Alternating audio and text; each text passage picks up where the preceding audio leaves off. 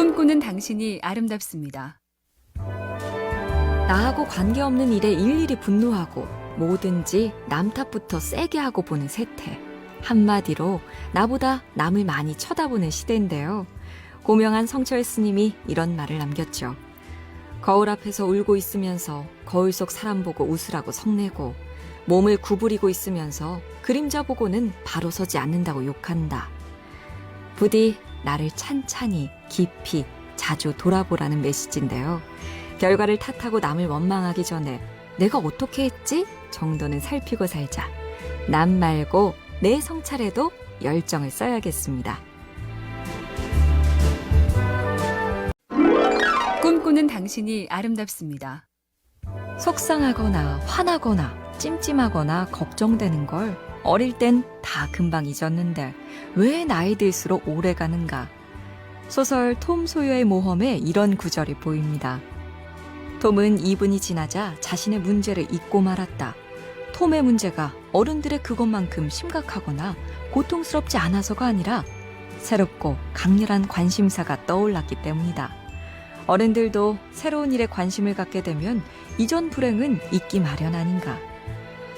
새로운 일에 관심을 갖는 능력이 떨어져서 지나간 일 불쾌가 오래간다. 일리 있는 말 같죠? 꿈꾸는 당신이 아름답습니다. 뭘 하든 온 정신을 다 쏟아붓는 사람. 보스턴 심포니의 팀파니 연주자였던 빅 퍼스가 그랬는데요. 그는 시중의 북채가 마음에 안 들어서 직접 북채를 만들어 팔았습니다. 그런데 어느 날 북채 한 벌을 바닥에 떨어뜨렸는데 둘이 바닥에 닿으며 내는 소리가 달랐습니다. 한 쌍인데 소리가 다른 게 말이 되는가? 그때부터 그는 북채의 수분 함량과 무게, 밀도와 음을 정확하게 똑같이 만든 후 완벽한 쌍이라는 이름을 붙였고 이제는 하루에 8만 개 이상의 북채를 생산하는 기업가가 됐습니다.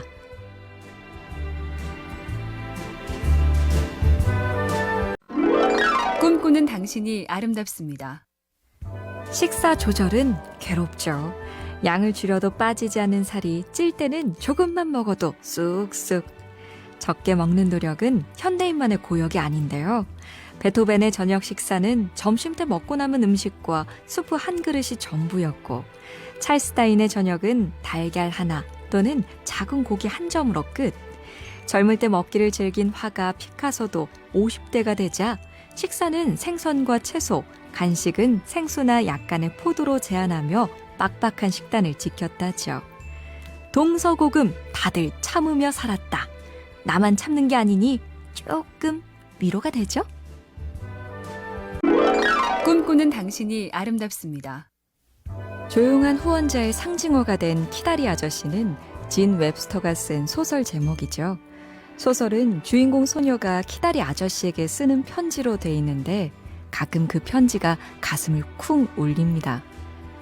큰 시련이 닥쳤을 때만 인격이 필요한 게 아니에요.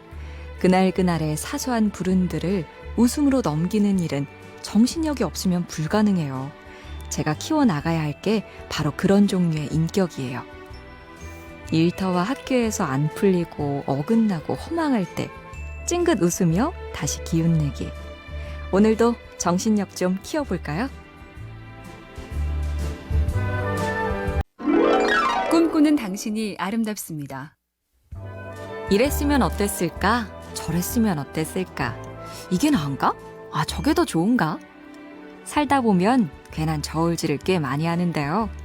비틀즈를 떠나 솔로로 활동하던 존 레논은 기자가 예전과 지금 음악 중에 어느 쪽이 더 대단한 것 같냐고 물었을 때 현명한 답을 하죠. 저는 어떤 노래가 더 좋고 나쁜지 판단하지 않습니다. 판단은 사람들이 하고 저는 단지 노래를 하는 거예요. 그냥 합니다. 나는 내가 할 일을 할 뿐이에요. 수시로 나를 평가하기 전에 일단 몰두해서 열심히 했는가 이거부터 돌아볼까요? 꿈꾸는 당신이 아름답습니다.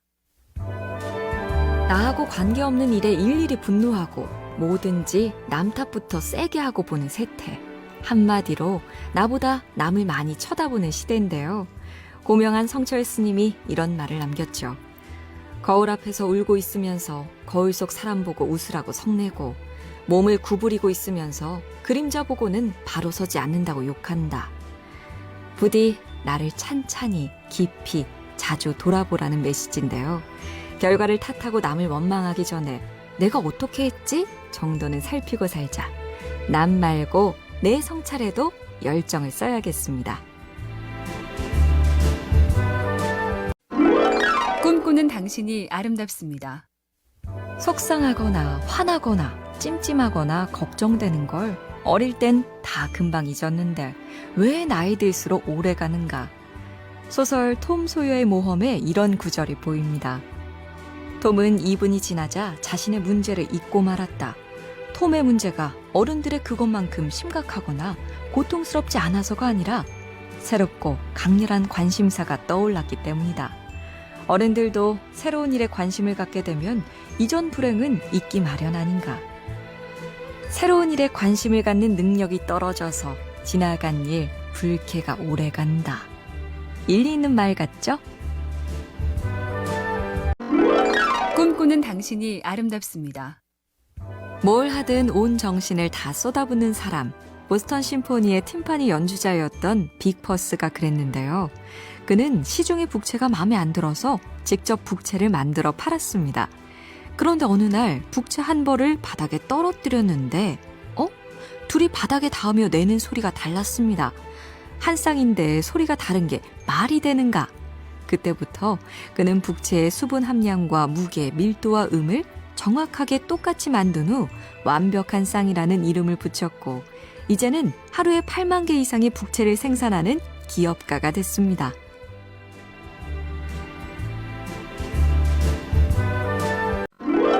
꿈꾸는 당신이 아름답습니다. 식사 조절은 괴롭죠. 양을 줄여도 빠지지 않는 살이 찔 때는 조금만 먹어도 쑥쑥. 적게 먹는 노력은 현대인만의 고역이 아닌데요. 베토벤의 저녁 식사는 점심때 먹고 남은 음식과 수프 한 그릇이 전부였고 찰스 다인의 저녁은 달걀 하나 또는 작은 고기 한 점으로 끝. 젊을 때 먹기를 즐긴 화가 피카소도 50대가 되자 식사는 생선과 채소, 간식은 생수나 약간의 포도로 제한하며 빡빡한 식단을 지켰다죠. 동서고금 다들 참으며 살았다. 나만 참는 게 아니니 조금 위로가 되죠? 꿈꾸는 당신이 아름답습니다. 조용한 후원자의 상징어가 된 키다리 아저씨는 진 웹스터가 쓴 소설 제목이죠. 소설은 주인공 소녀가 키다리 아저씨에게 쓰는 편지로 돼 있는데 가끔 그 편지가 가슴을 쿵 울립니다. 큰 시련이 닥쳤을 때만 인격이 필요한 게 아니에요. 그날그날의 사소한 불운들을 웃음으로 넘기는 일은 정신력이 없으면 불가능해요. 제가 키워나가야 할 게 바로 그런 종류의 인격이에요. 일터와 학교에서 안 풀리고 어긋나고 허망할 때 찡긋 웃으며 다시 기운내기. 오늘도 정신력 좀 키워볼까요? 꿈꾸는 당신이 아름답습니다. 이랬으면 어땠을까? 저랬으면 어땠을까? 이게 나은가? 아, 저게 더 좋은가? 살다 보면 괜한 저울질을 꽤 많이 하는데요. 비틀즈를 떠나 솔로로 활동하던 존 레논은 기자가 예전과 지금 음악 중에 어느 쪽이 더 대단한 것 같냐고 물었을 때 현명한 답을 하죠. 저는 어떤 노래가 더 좋고 나쁜지 판단하지 않습니다. 판단은 사람들이 하고 저는 단지 노래를 하는 거예요. 그냥 합니다. 나는 내가 할 일을 할 뿐이에요. 수시로 나를 평가하기 전에 일단 몰두해서 열심히 했는가 이거부터 돌아볼까요? 꿈꾸는 당신이 아름답습니다. 나하고 관계없는 일에 일일이 분노하고 뭐든지 남 탓부터 세게 하고 보는 세태. 한마디로 나보다 남을 많이 쳐다보는 시대인데요. 고명한 성철 스님이 이런 말을 남겼죠. 거울 앞에서 울고 있으면서 거울 속 사람 보고 웃으라고 성내고 몸을 구부리고 있으면서 그림자 보고는 바로 서지 않는다고 욕한다. 부디 나를 찬찬히 깊이 자주 돌아보라는 메시지인데요. 결과를 탓하고 남을 원망하기 전에 내가 어떻게 했지? 정도는 살피고 살자. 남 말고 내 성찰에도 열정을 써야겠습니다. 꿈꾸는 당신이 아름답습니다.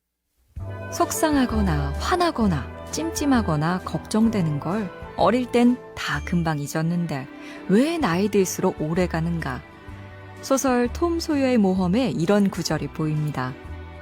톰은 2분이 지나자 자신의 문제를 잊고 말았다. 톰의 문제가 어른들의 그것만큼 심각하거나 고통스럽지 않아서가 아니라 새롭고 강렬한 관심사가 떠올랐기 때문이다.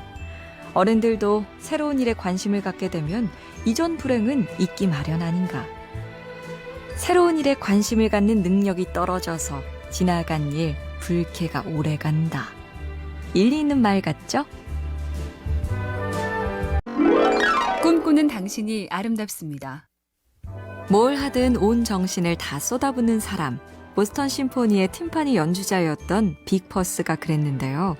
그는 시중의 북채가 마음에 안 들어서 직접 북채를 만들어 팔았습니다. 그런데 어느 날 북채 한 벌을 바닥에 떨어뜨렸는데 둘이 바닥에 닿으며 내는 소리가 달랐습니다. 한 쌍인데 소리가 다른 게 말이 되는가? 그때부터 그는 북채의 수분 함량과 무게, 밀도와 음을 정확하게 똑같이 만든 후 완벽한 쌍이라는 이름을 붙였고 이제는 하루에 8만 개 이상의 북채를 생산하는 기업가가 됐습니다.